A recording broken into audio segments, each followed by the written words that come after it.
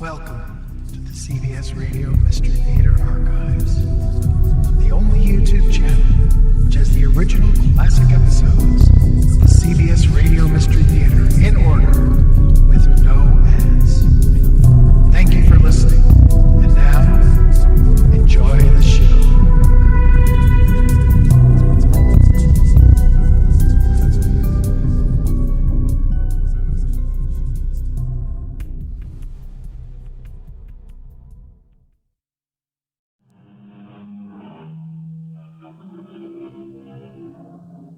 Come in. Welcome. I'm E.G. Marshall. Blessed be the ties that bind. Blessed indeed, for without our closest relationships, what a lonely and desolate place this world would be. We all forge bonds that last a lifetime, that even death cannot sever. But what can we do about a loved one who is lost? Not to death, but to the unknown. Mrs. Bledsoe, we've come just about as far as we can safely go. But we're so close. I'm not going to stop now. Well, the trail gets steeper from this point on. It's too dangerous. You can turn back if you wish, Mr. Hodges. My husband and I intend to push on until we find out what has happened to our daughter. Please, before you make that decision, I think I ought to warn you. There's something about this mountain I didn't tell you.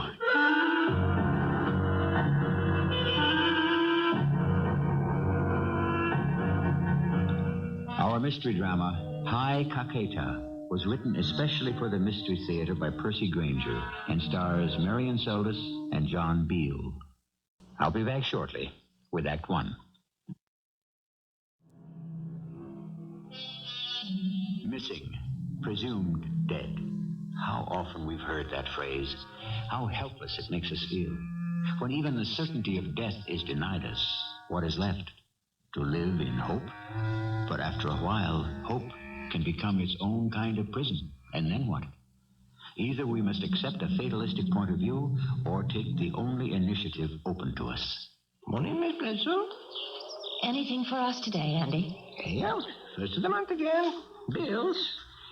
And Mr. Bledsoe's book club selection. Is that all? I'm afraid so. But maybe you missed something. Aerograms are so thin. Or maybe she just wrote a postcard. Are you sure there isn't anything at all? Miss Bledsoe, may I ask you a favor?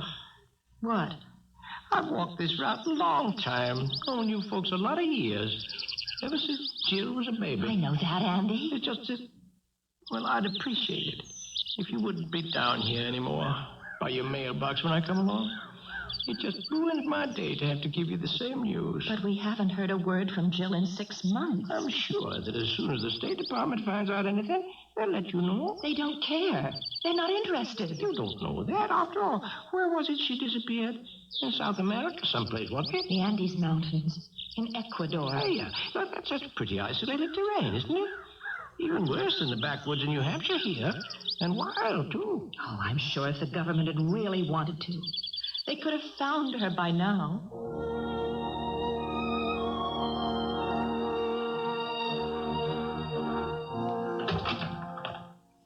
Honey, the mail come? Yes. And? Nothing. Not a word from her, not a word from anyone. Silence. Well, my book club selection came.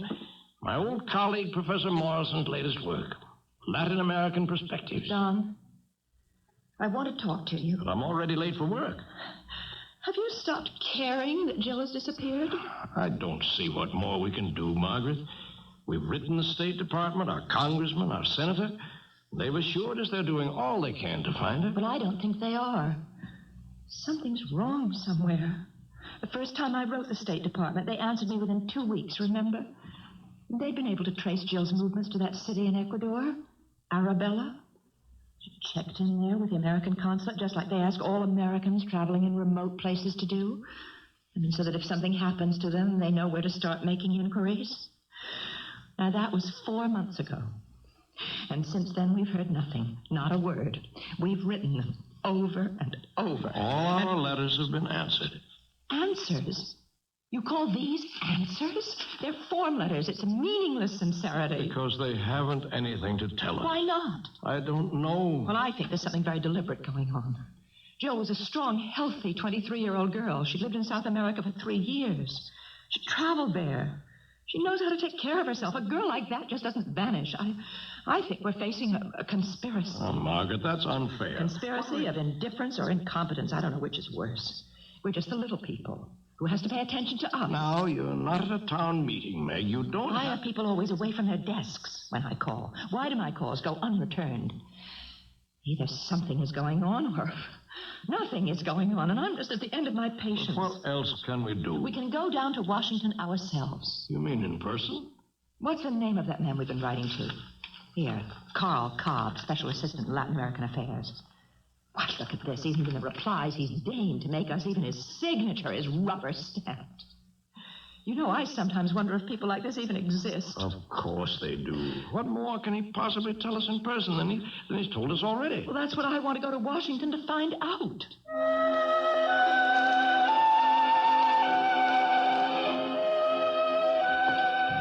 Look at the size of this building. Don, you don't have to whisper. It's our State Department. We helped pay for it, didn't we?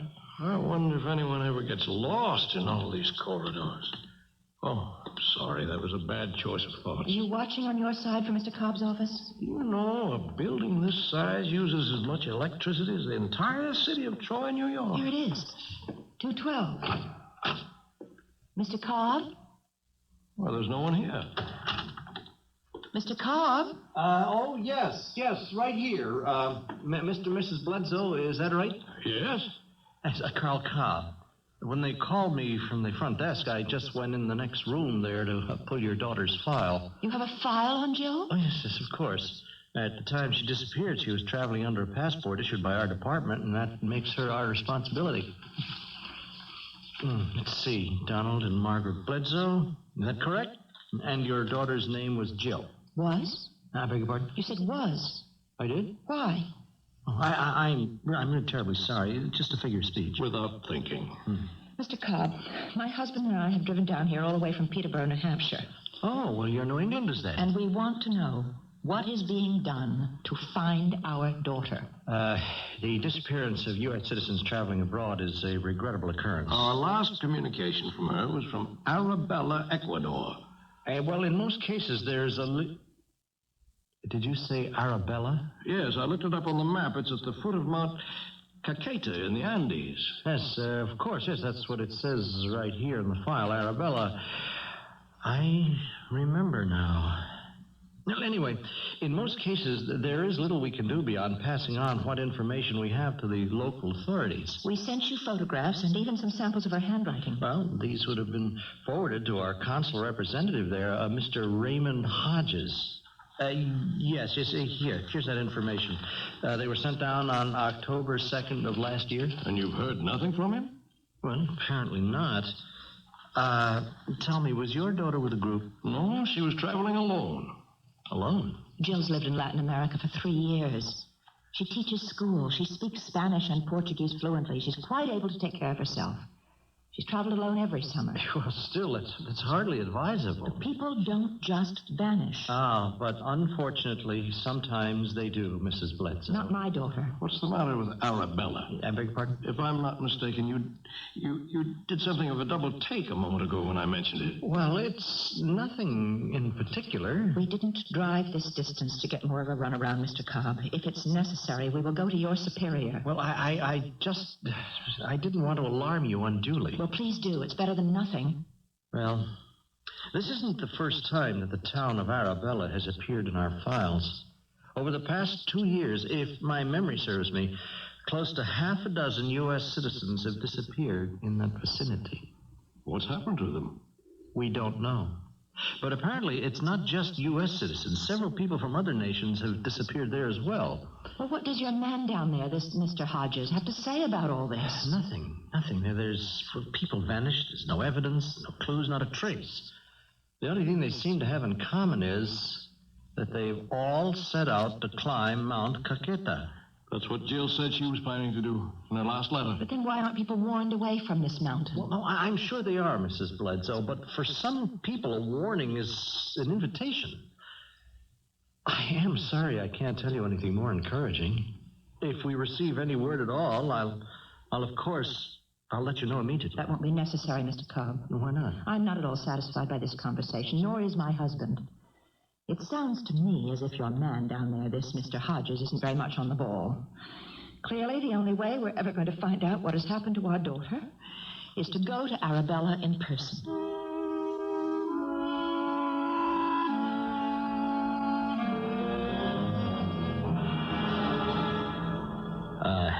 Mr. and Mrs. Bledsoe, I am terribly sorry. Have you been waiting long? Are you Mr. Hodges? Yes, and my secretary says you've been here since early this morning. Then why did you ask us how long we've been waiting?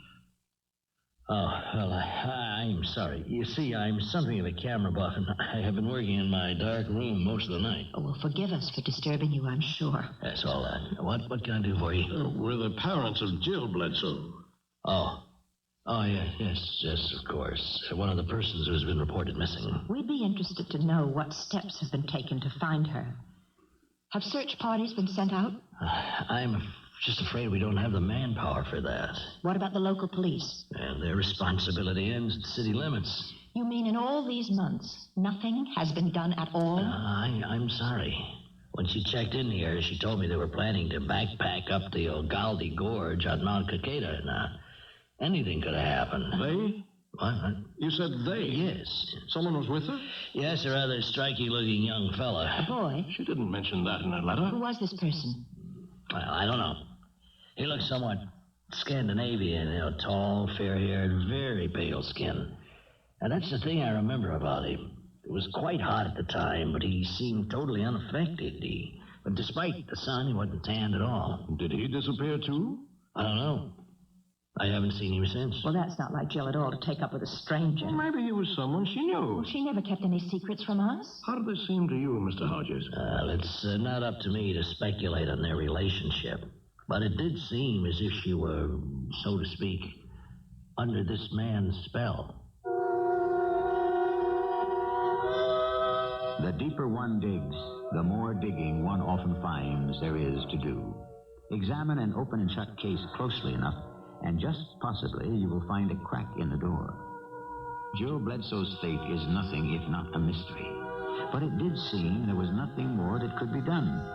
To everyone except her parents. And now the question is, how much further will they be wise to pursue it? I'll return shortly with Act 2.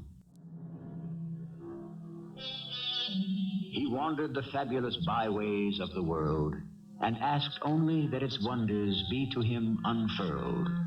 So sang the medieval troubadour. And so have many souls with wanderlust in their hearts sung since. But when traveling, one does well to choose companions wisely. Just who was this young man who was with Jill Bledsoe when she vanished? Was he also a victim? Or was he perhaps the cause of her disappearance? Mr. Hodges, you permitted our daughter to go up that mountain with a strange man. Now, I run a consulate here, Mrs. Bledsoe, not a dating service. But you said there was something suspicious about him. I said he was a foreigner of some sort, yes, but there was nothing menacing about him. Excuse me, what do you mean by some sort of foreigner? Nothing, only that I couldn't specifically locate his accent, and that's a hobby with me. I pride myself in usually being able to tell where people are from by the way they talk. But Jill wasn't the first person to disappear on that mountain. Couldn't you have warned them? I did tell them I thought it was ill-advised, yes. And you're sure that you'd never seen this man before? No. At least I didn't think so at the time. So you had? No.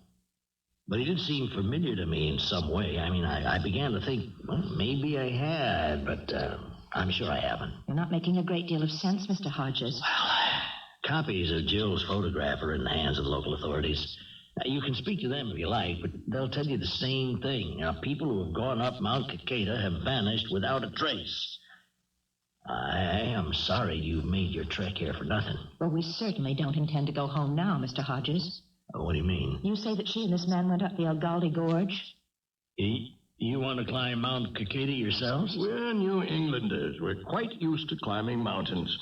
In fact, we're prepared for that eventuality by bringing our own camping equipment with us. Well, the Andes are not the Green Mountains, Mr. Bledsoe. We are not going home until we find out what happened. Now, there are Indians, the Andu, who live in the jungles and the upper slopes. So they are completely uncivilized and they're very dangerous. Forgive me again, Mr. Hodges, but I read a very interesting book on the plane trip down, Latin American Perspectives. I'm sure you're familiar with the book. Yes. Then you know it describes the Antu as a small and quite peaceful tribe. Now, perhaps you'd be so kind as to direct us to a store where we can buy some supplies. I'll come with you. Thank you, but that's not necessary. I mean with you up Mount CAQUETA. Oh? Why? Well, I've never been up there, and I think that under the circumstances, it is time that I went. We're quite capable of taking care of ourselves. In that case, I must insist that I accompany you.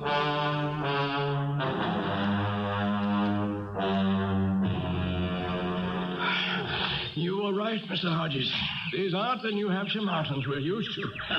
Margaret, how are you doing up there? Are you stopping to rest again? Just give me a minute to catch my breath. It is a beautiful country, isn't it? I can see why our daughter loved it so much. Still completely wild. Not a mark of civilization as far as the eye can see. The sun will be setting soon. I wonder how much longer it'll take us to get to the top. Well, there's no point in going all the way to the top. This gorge ends about half a mile up. That's as far as anyone goes. Oh? Yeah, there is a campsite there. We can spend the night, and if we find nothing, well, we'll start back down in the morning. I thought you said you'd never been up here before. Don, look. Where? Down in the gorge, in the rocks by the stream. What is it? Something's glittering. There's something down there. Don't you see it? Well, my eyesight's never been a patch on yours, Meg. No, I'm sure. I see a little bit of color. Something man-made. I was right. Look. It's a little American flag. How odd. It's the kind of flag backpackers often attach to their knapsacks to identify their nationality. Don, this flag belonged to Jill. Now, Margaret, Jill isn't the only This American. was hers. I know it. Oh, look here. Don't you recognize this pin attached to it? Well, it looks more like a brooch. Why, that is the pin I gave her the day she left 3 years ago when she first came to South America to teach. You see, Mr. Hodges, it isn't like trying to find a needle in a haystack. There is hope if only you make an effort. Well, how did it fall off, I wonder? What? Look here. You see the clasp? It's got a safety catch on it. Couldn't it have just slipped open? No, I specifically bought a pin that couldn't fall off or be stolen. It would have to be unclasped deliberately. But why would Jill have done that? Well, what if she knew she was in danger and left this as a marker? Well, that's pretty far-fetched, don't you think so, Mr. Bledsoe? Is it? Meg, Mr. Hodges has suggested we might want to call off our search about a half mile up where the gorge stops. Why? Well, it's all jungle after that, almost all the way up to the top. It is virtually impenetrable. Mr. Hodges, you never had a chance to answer the question I asked you. You told us you'd never been up here. I haven't. How do you know there's a campsite at the end of the gorge? Oh, well, that's common knowledge. Yes, Don. Now, the important thing is to keep going. There's no time now to get But peckish. if he's never been up here, how does he know it's a half mile from here to the end of the gorge? Well, all right. I have been up here before, but just once, and it was a number of years ago.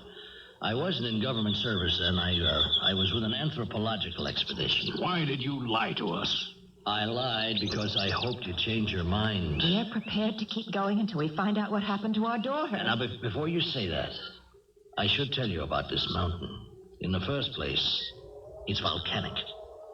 We're climbing up the side of a volcano. But surely it's extinct. I mean, if there are jungles growing on the slopes. It is almost extinct. Almost. I suppose the technical designation is inactive.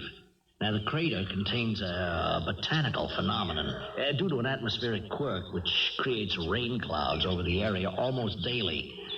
Now, there's a forest in the crater which is even denser than the jungles on the slope. So it's like a rainforest. Yes? Well, that doesn't sound particularly dangerous. I think we're wasting time. It's getting dark. We should push on to the campsite. Yes, but there is a danger. Beneath the foliage, the crater floor is laced with thin crevices, some of them dropping down to the very root of the volcano. Now, periodically, gas escapes from these holes, and the gas is, of course, poisonous. Do you think that Jill climbed all the way to the top And either inhaled some of the gas or slipped into one of the crevices? Well, yes, that is a possibility. Only a possibility? Well, I don't see that it's going to do us any good to just stand around here speculating. Just a moment, May. I don't think Mr. Hodges has told us everything. He said he was up here with an anthropological expedition. Yes. Well, anthropologists aren't interested in rainforests and volcanoes. Their province is the living creature. Specifically, living creatures like us, humans. The science of man. That's right, Mr. Bledsoe. The science of man. Well, just what was it that drew your expedition to Mount CAQUETA? What were they looking for? There was evidence of human life in the crater, presumably of a tribe of Indians living deep in the thickets of the rainforest. A tribe that we have never seen. But the poisonous gas.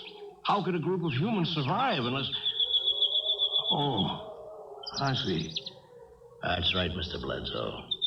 A merely human creature could not survive. You think there's some kind of grotesque mutation up there? We did, yes.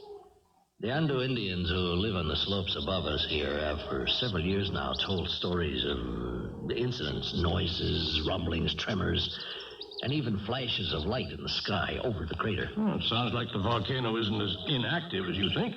The Ando are convinced the crater is inhabited by gods. What did your expedition find? Well, we found no people or man-like creatures, but we did discover two things that were quite possibly man-made. First, in the center of the greater forest, we found a large open space about 100 yards in diameter. All the foliage had been stripped away from it, as if it had been done very deliberately.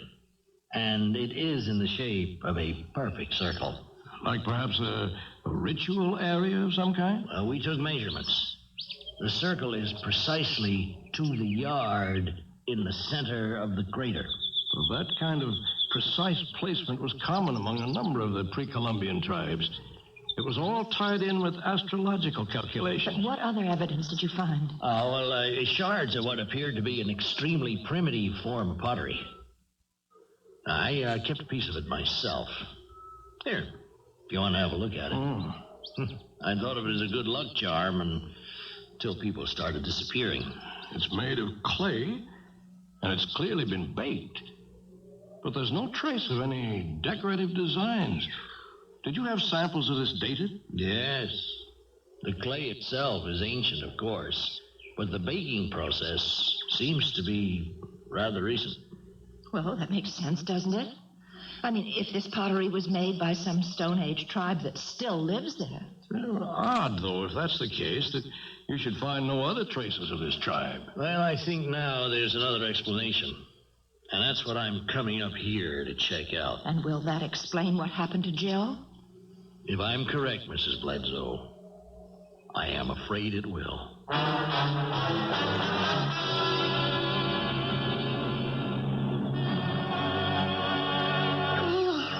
Good night's sleep. Dawn, did you... Mrs. Bledsoe! What's the matter? There's a man over there. No, it's okay, Mrs. Bledsoe. That's only one of the Antu Indians I told you about. They're really quite harmless. Your scream probably terrified him. I was asleep, and I woke up, and he was staring at me. Margaret, did I hear you scream? Oh, who's that? I know, that's an Antu tribesman. Now, you two wait here. I want to speak to him. You know his language? Yes. Could I eavesdrop? I have an interest in linguistics. I think not. They're terribly shy people. Meg, you're trembling. I thought it was you, and I looked up, and what a start. Meg, we've only got a moment. What? I don't like this. There's something very wrong here. I don't think we should go on. Oh, we know we're on the right track. Why not? Jill isn't the only person who's disappeared up here. But with Mr. Hodges to guide us, if he's been up here before, we... Yes, well, that's just who I don't trust. He suspects something, or he knows something that he doesn't want to tell us. And why not? What are we getting ourselves into? Well, let's find out. We'll just demand to know. It's coming back. That Indian remembers seeing a girl who fits your daughter's description. They, too, spent the night here. So that man was still with her? Yes. When I told him you were her parents, he asked me to convey his regrets to you. Why? He's convinced the blonde-haired man was a servant of the gods who live in the crater, and that your daughter, like the others who disappeared, was taken up there as sacrifices. But has he seen this? No. The Antu refused to go anywhere near the crater's rim. Well, then how can he think our daughter was sacrificed? The flashes of light and the ground shaking I mentioned, he says they always occur just before and after people are seen being escorted up the mountain. Something terrible has happened to Jill, hasn't it? Now, Meg, it's preposterous to think some person escorted her up here to her death. Don't you agree, Mr. Hodges? No, I am not sure I can. Why not? I realize now why I thought I'd seen your daughter's companion before. Because in every party that's disappeared, there's been a person just like him. Someone with an undefinable foreign accent. Pale eyes that are strangely inexpressive and pale. Pale skin that doesn't seem to react to the hot rays of the sun at all. There are still corners of this world so remote that 1,000,000 years of history stand virtually undisturbed and unaffected by modern civilization. Is the crater at the top of Mount CAQUETA such a place? Is there a race of people living in its depths who, for reasons of their own, are abducting the alien people who are our neighbors, friends, and relatives? We will discover the answer to that question when I return with our final act.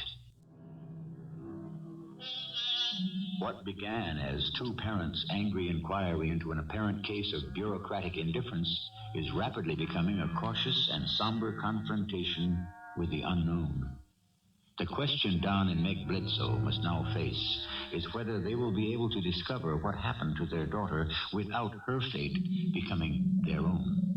As we rejoin the small expedition, we find them almost within reach of the rim of the crater at the top of the mysterious mountain called CAQUETA.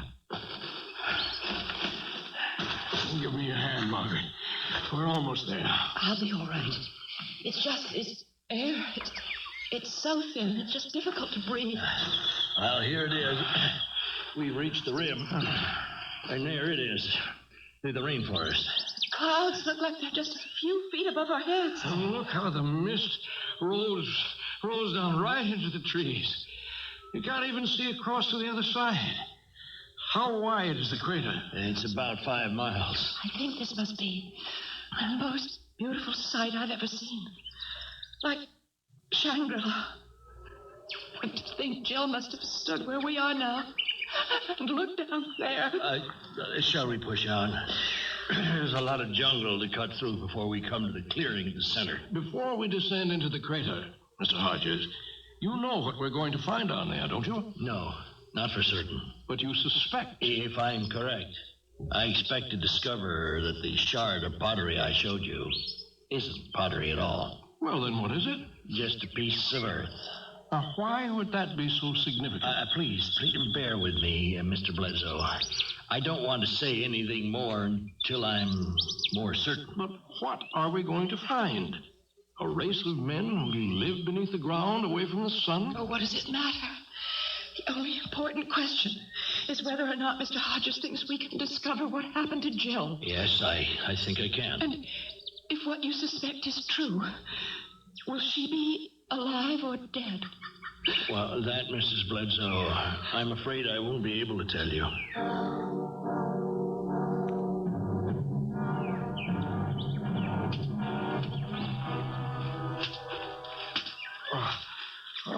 This is extraordinary.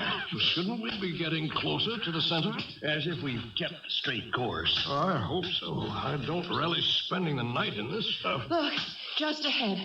I think I see a break in the trees. That's it. We're almost there. It's just like you described.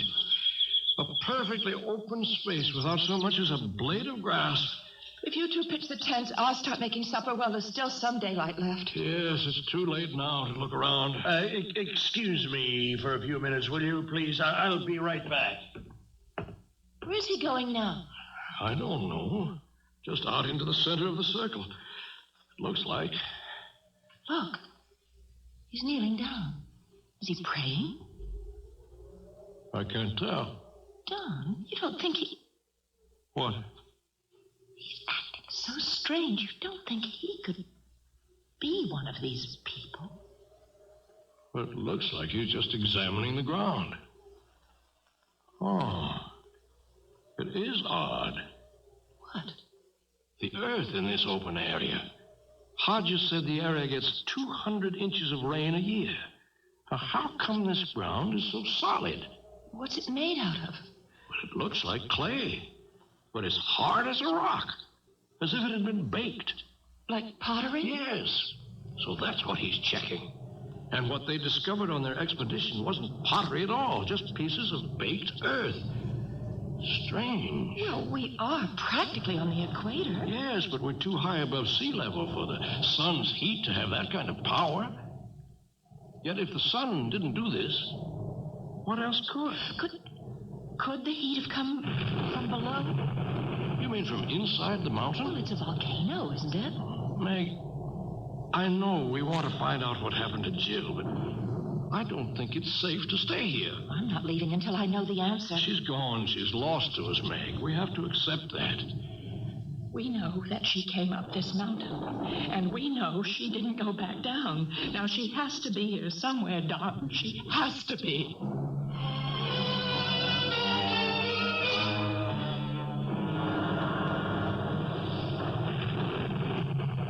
Well, I think it's time for bed. That rain's making me sleepy. I hope it stops by morning so we can start our search. I just don't think I'll be able to sleep a bit tonight. I probably won't sleep a wink either. There's something very unnatural about this place. It's too dangerous. But what's dangerous? All we've heard is a lot of stories. You show me one concrete thing about this place that is actually dangerous. Excuse me. Oh, Hodges, you gave us a start. Sorry, but I could hear you from my tent. May I come in? Oh, sure. I didn't mean to eavesdrop. But you see, I came over because I think I know for certain now what happened to Jill and to all the others who have vanished. I suppose you'd have to say it's only a theory, but all the elements fit. What is it? Well, let me start from the beginning. I mentioned the other morning when we first met that my hobby is photography. Yes. Well, I have a fully equipped darkroom in my residence, the consulate. what does this have to do with Jill? Well, after your daughter left the consulate in Arabella, I found a small metal box that apparently had been dropped by the fellow she was with. What was in it? Well, I didn't look at first. I just figured he'd be back for it. And a couple of months later, I got the communication from the State Department saying you'd reported that your daughter was missing. By then, I'd forgotten about the box altogether, and it was only a few days ago that I happened to notice it on the shelf. Well, I opened it, and I saw it contained a roll of film. I shut it right away to keep the light out.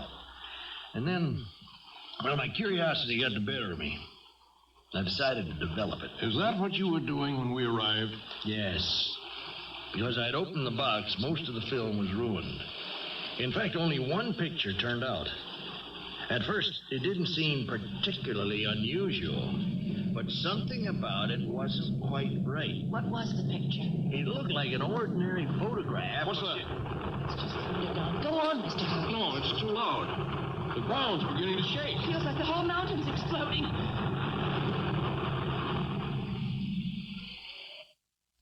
Stopped.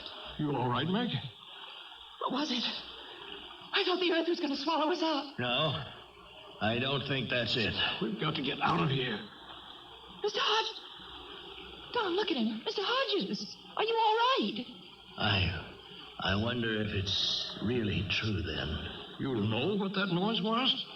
I think I do. I wonder if they know I know. I wonder if they've come for me. Who? If who's come for you? Mr. Hodges, where are you going? I have to go out and see. The two of you stay here. Mr. Hodges, wait. Oh, Don. You ought to go out and see that he's all right. How do we know it isn't some kind of a trap? What do you mean? A trap to lure us outside. Do you think he had something to do with Jill's disappearance? I'm not going out there. Well, I'm going to have a look then. He could be in trouble. No, Meg, don't go out there. Oh, it's better than just sitting here blind in this flimsy tent and waiting. Meg!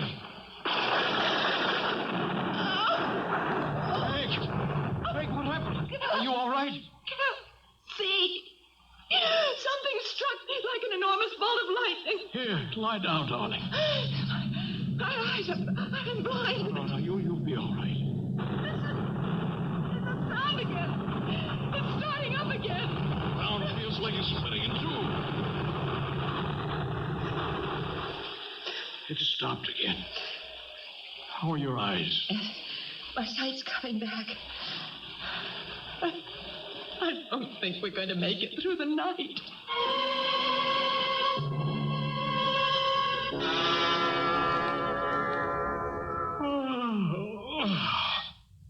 Meg? Don, are we still alive? I don't know. But we're both in the same place if we're not. Oh, look. It's daylight out. And the rain stopped. We must have fallen asleep. I hope that's all that happened. I don't know what to think anymore. Mr. Hodges. We should see if he's all right. Hodges? Mr. Hodges? Well, it's a lovely morning anyway. Mr. Hodges? Look, his tent is open. Well, he's gone. Mr. Hodges! He's vanished. Like the earth had swallowed him up.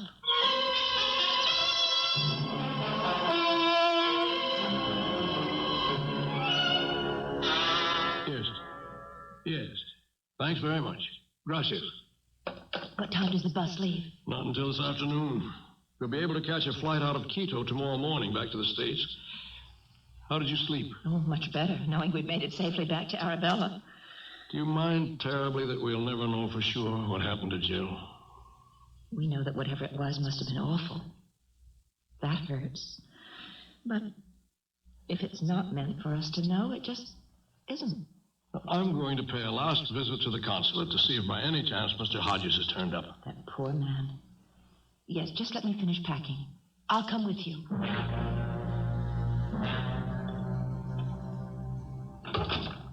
Well? His secretary says there's been no sign of him. She reported his disappearance to the police and cabled the State Department. Don, that roll of film he was telling us about, he talked as if that might explain what happened. Do you suppose we could find it? How? His quarters are attached to the consulate. Remember, he told us that. First morning we met him, he came out of this door over here. It's open. Meg, this is his private house. We shouldn't go in here. But if it will give us the answer we're looking for... Which room would be his dark room? Don, here it is. Is there a light switch? Yes, here. Oh, look at all these pictures, Meg. It's hopeless. We'll never find the one he developed for the role that man dropped. But if he just developed it that morning, it would be right on top, don't you think? Well, most of these are photographs of the town and the mountains. No, look. Now, this one's different. It looks like a photograph of the Milky Way. Yes, it does, doesn't it? But what's so special about it? I don't know, but do you remember he said that it had looked normal to him at first, and it was only after he studied it that he saw what was so astounding about it? Yes. Do you suppose there's some kind of secret installation up there? Something no one is supposed to know about? Good Lord. What? You see? Yes. I see what happened to Jill. That man she was with, the one who escorted her to the top of the mountain, he seemed strange because he was. He was from beyond our world. From outer space? Well, these creatures must visit Earth periodically to take specimens of us. Oh, Don, that's utter nonsense. No, it isn't. That open circle in the middle of the jungle, it doesn't belong to some primitive tribe. It's a landing pad. Do you mean that noise we heard last night? And the rumbling we felt. That was a flying saucer landing and taking off? Yes, some kind of space vehicle anyway. And it's the heat from its engines that baked that clay. That's why there's no vegetation there. It's all been burned off. But even if it was some kind of machine that landed and carried off Jill and the rest, how do you know it's from outer space? How does this picture tell you that? You see this star here? That's our sun. And there's Saturn with its rings, and Mars. Yes, it's a photograph of the heavens taken from an observatory. So? But that's just it, Margaret. It wasn't taken from an observatory. At least not from an observatory here on Earth. You see that small dot there? That's us, Meg. That's the planet Earth. This picture was taken from someplace 100 million light years in space. The idea that other planets in our universe are inhabited is neither new nor far-fetched, nor is the speculation that we have been visited by inhabitants from other planets especially improbable. So, is it so bizarre to think that such a visit may be happening at this very moment? Or that some of the hundreds of people who disappear each year may literally have vanished from the face of the Earth? I'll return with a final word in a moment. What goes on behind our backs is disturbing. What goes on under our very noses is incredible. What happens all around us every day is enough to stop the mind. And I'm only talking about those things which happen in the 3 dimensions we know about. What goes on outside those dimensions is anybody's guess. Do you know where your children are right now? Our cast included Marian, Seldes, John Beal, and Earl Hammond. The entire production was under the direction of Hammond. I hope you enjoyed this episode of CBS Radio Mystery Theater. If you've enjoyed this and want to hear more, please